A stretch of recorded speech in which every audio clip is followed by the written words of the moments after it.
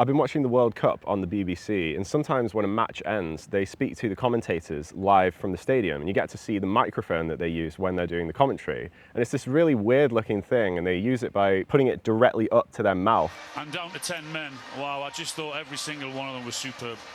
I wanted to know more about it, how it works, and maybe have a go with it. So I got my hands on one.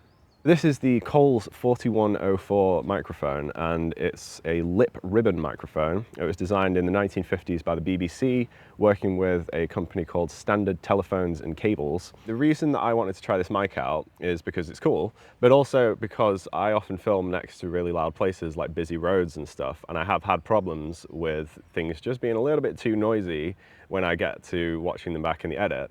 So I really wanted to see how this mic would perform in the types of places that I film. So this is a pretty loud area here in Tottenham Court Road Station. There's quite a lot of people milling around and passing by.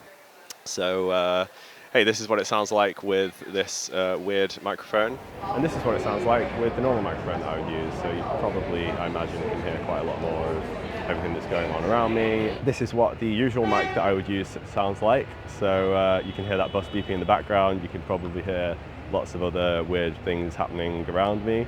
But if I go back to this, it should be a lot more reduced because I guess this is basically the equivalent of the commentator in the football stadium. You know, you can hear the background noise, you can hear the crowd and whatever else might be happening, but it's definitely separating the voice from whatever might be happening in the background. And this is absolutely incredible to have.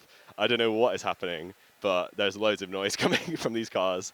So this is a fantastic test.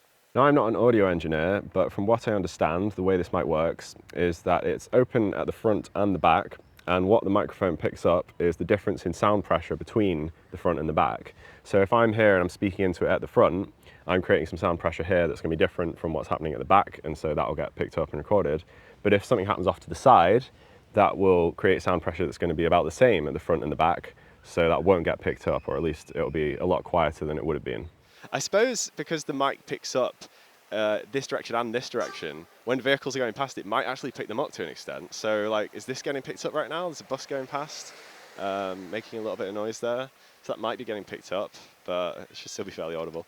I seem to be framed by a wheelbarrow right now. Because the microphone is, you know, optimized for being used this closely, and by a football commentator who's shouting really loud and getting really energetic, things that happen behind it are going to have to be very loud to really be picked up at any kind of significant level. So I'm on quite a busy road right now. There's a bus idling here. There's people walking around all over the place at Tottenham Court Road. But this is what it sounds like through the commentary mic. And then this is what it sounds like through a more traditional mic that I might use for my videos. So you should be able to hear quite a bit more background ambience, let's say. Whenever you're using a microphone, you always want to try and get it as close to the audio source as possible, in this case my mouth. And that's the same principle as when you are somewhere loud and you're trying to hear someone speak, you might have to lean in to hear them. But it can be really easy to mess up the distance between the microphone and the audio source, especially if you're focusing on lots of other things. That's why myself and lots of other people these days use microphones like this, where you clip it onto yourself. Because then once you clip that on and you check that that sounds okay, it's going to stay there. It's going to be at the same distance from your mouth pretty much the whole time, and you're not going to have to think about it. You do sometimes see people do this, where they take it off and hand hold it, which still works, but then the risk is that if you stop thinking about that and you start thinking about other things or what you're going to say, the mic starts to drift a little bit further away and it starts to sound a little bit bad. Or you might start holding it a little bit too close to your mouth and it starts sounding really spicy. But with this mic, it actually has this little lip on the front of it, and you're supposed to use it by literally putting that against your top lip. And that forces you to use it at the correct distance. So if you put it like that, you are going to be using it correctly. You don't have to think about it, and you can't kind of accidentally hold it too far or too close to your mouth.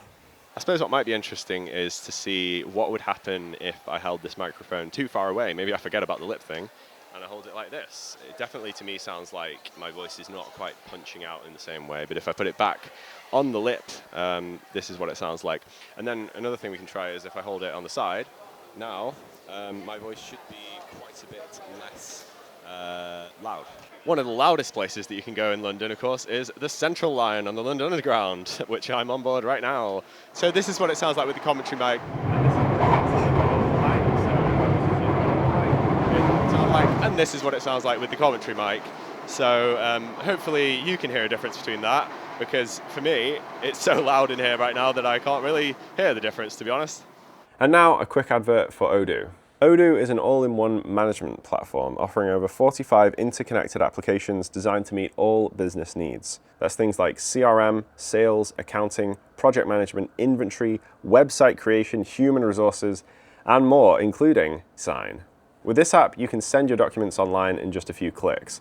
From a PDF upload, you can add one or more signers, select and drop multiple fields anywhere in the document, and determine the specific signing order to avoid delays, all in an easy and understandable interface. You can create your own signature in the app and make signing and viewing a document on any device a process that just takes a few clicks. Not to mention, all actions in the eSign app are securely recorded. They can be authenticated through text, and they comply with regulations in over 100 countries, including the US and the EU. And as with all Odoo apps, the first app is free for life, including unlimited hosting and support. So try your first free Odoo app today using my link in the description. One thing I didn't mention when I was trying out this mic is that it's made in the UK by a company called Coles Electroacoustics, which is based in Hertfordshire, I think. And I did ask them if I could come and visit the factory and have a look at how these mics are made, but it was too short notice, so they couldn't do it. But they did send me a few clips from inside the factory that give you a little bit of a look at how these mics are made. And apparently the design of the mic has changed a little bit since it first came out in the 1950s, but not massively. And you do find this a lot with microphones. Like, if you take a camera from the 1950s and compare it to one from today, there'll be quite a lot of differences. But if you compare a microphone from then to one from today, the underlying principles of how it works will still be roughly the same. So actually the first time I saw this microphone was when I was on my recent trip to the G7 Summit, and one of the reporters who was on that trip was using a microphone like this to do, I assume, a report for the radio. He was just in the corner of some place that we were having lunch and talking into it. And I've noticed that, and I thought it was really distinctive because he was using it so close to his mouth. I'd never seen anything like that before. So then when I was watching the World Cup and that mic came up again, I thought, okay, I've got to find out what this is, because that is such a weird looking thing. But yeah, I guess that's another scenario where you can use it if you're in a crowded space and you have to do something for the radio, or a podcast or something like that. Big goof on my part to film this video during one of the several heat waves that we've had this year. Voluntarily stepping onto the central line during one of these heat waves. Not something to be recommended. Well, with the tube out of the way, there's really only one other loud thing I can think of to try. Okay, so this is going to be pretty loud. I think I'll probably just have to play this clip twice. So I'll put on screen what mic you're hearing right now. And yeah, it is pretty loud. I'll put on screen what mic you're hearing right now. And yeah, it is pretty loud, but hopefully there is quite a difference between the two mics. Overall, I don't think I'm going to be using this for future videos, just because this whole situation is a little bit strange. But it's always nice to try new things. You never know. And maybe if I was doing videos where I don't appear on camera, maybe I would use it. Who knows? But it does also kind of make you sound like a football commentator, which is not the kind of vibe that we usually go for around here. All right, well, that was fun. Yes. Hello. Oh, nice to meet you. Nice to meet you. Seeing you. I'm doing a video right now, hence all my weird ass stuff that I have.